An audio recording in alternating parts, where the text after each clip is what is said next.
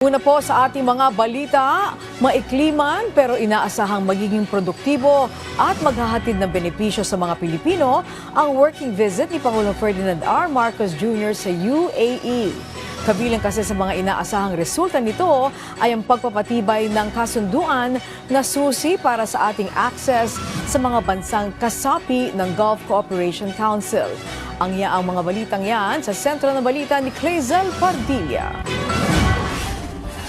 Dumating na si Pangulong Ferdinand R. Marcos Jr. sa United Arab Emirates para sa kanyang isang araw na working visit sa imbitasyon ni UAE President na si His Highness Sheikh Mohammed bin Zayed Al Nahyan. Lumapag si Pangulong Marcos bandang alas 11 ng gabi sa Al Bateen Airport sa Abu Dhabi. Mainit siyang sinalubong ni UAE State Minister na si Said Al Hajeri kasama ng Pangulo, si Foreign Affairs Secretary Maria Teresa Lazaro at Philippine Ambassador to the UAE na si Alfonso Ver. Dadalo ang Pangulo kasama ang iba pang world leaders sa Abu Dhabi Sustainability Week, taunang forum na nagsisilbing plataporma ng international cooperation para tugunan ang mga komplikado at magkakaugnay na hamon sa kasalukuyan at sa hinaharap. Sa kanyang departure statement, sinabi ng Pangulo na aktibong lalahok ang Pilipinas sa mga talakayang may kaugnayan sa mga pandaigdigang issue. Kabilang ang pinansyal na katatagan, malinis na kuryente, tubig, seguridad sa pagkain at pangangalaga sa kalikasan. Pag-uusapan natin dito yan, mga how we deal with climate change, mga sustainable economies, renewable energy, something which are very important also to the Philippines. Inaasahang mapagtitibay sa pagbisitang ito ang mahalagang kasunduan sa pagitan ng Pilipinas at UAE.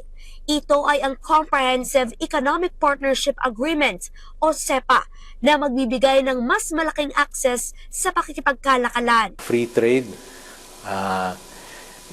goods, services, and even people, even persons. Baka yung mga professionals natin, mas madali ng And it's a gateway, a free trade area to the greater GCC, the area, yung kasama Saudi, Oman, Qatar, Kuwait, na very prosperous lahat. Maisa sa katuparan din ang Memorandum of Understanding on Defense Cooperation. Training, exchange of officers, information sharing, kasi they are also very highly developed defense capabilities here that we can benefit from.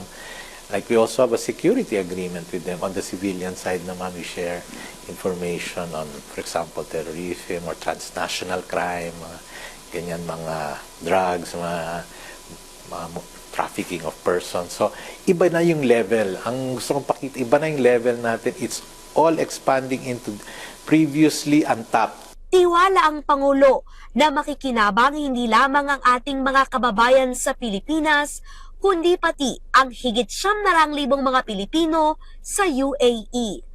Clazel Pardilla para sa Pambansang TV sa Bagong Pilipinas.